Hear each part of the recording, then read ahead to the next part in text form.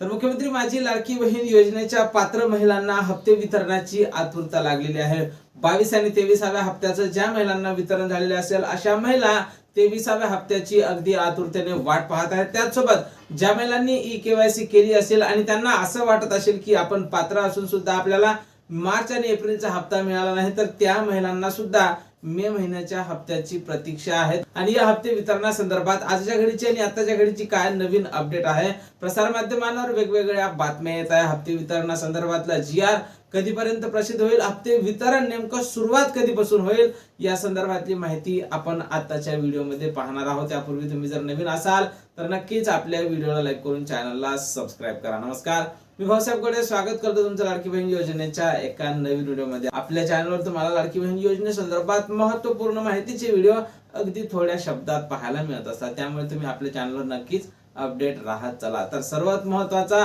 आणि सर्वात मोठा मुद्दा म्हणजे ज्या लाडक्या बहिणींना मार्च आणि एप्रिलचा हप्ता मिळाला होता, तर अशा लाडक्या बहिणींना निश्चितच आता मे महिन्याच्या हप्ते वितरणाची आतुरता लागलेली आहे। आजची 5 जून आहे, म्हणजे मे महिना संपून आज 5 दिवस झालेले आहे आणि मिळालेल्या माहितीनुसार या हप्ते वितरणाच्या हालचालीला सुरुवात झालेली आहे। कुठल्याही क्षणी या हप्ते वितरणासंदर्भातला जी.आर तुम्हाला पाहायला मिळणार आहे। आज शुक्रवार आहे, आज सुद्धा या हप्ते वितरणातला जी.आर हा प्रसिद्ध होऊ शकतो। त्यानंतर उद्याला एक दिवस शिल्लक आहे, मग रविवारला सुट्टी असणार आहे। आज उद्या जर या 2 दिवसात जी.आर आलेला नसेल तर निश्चितच मग 8 ते 10 तारखेच्या दरम्यान या हप्ते वितरणासंदर्भातला जी.आर हा प्रसिद्ध केला जाऊ शकतो। म्हणजेच लवकरच लाडक्या बहिणींना मोठी खुशखबर मिळणार आहे।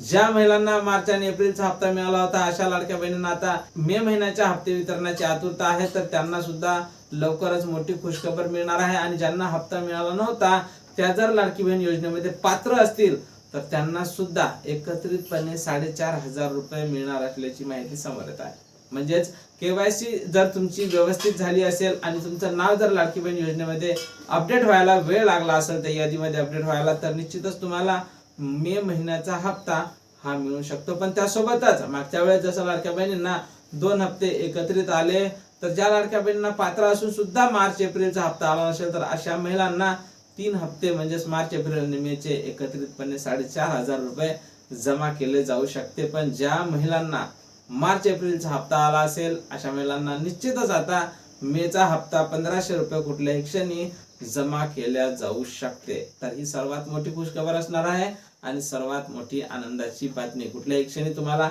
या हप्ते वितरणासंदर्भात अपडेट ही पाहायला मिळणार आहे। आमचं सुद्धा लक्ष या अपडेटवर असणार आहे। आम्ही वरिष्ठांकडून वारंवार या संदर्भात माहिती घेण्याचा प्रयत्न करत आहोत। जशी काही नवीन माहिती, नवीन अपडेट आपल्याकडे उपलब्ध होईल, सर्वप्रथम त्या संदर्भातला व्हिडिओ तुम्हाला आपल्या चॅनलवर पाहायला मिळणार आहे। नेहमीप्रमाणे आपल्या चॅनलवर तुम्हाला सर्वप्रथम अपडेट ही पाहायला मिळत असते।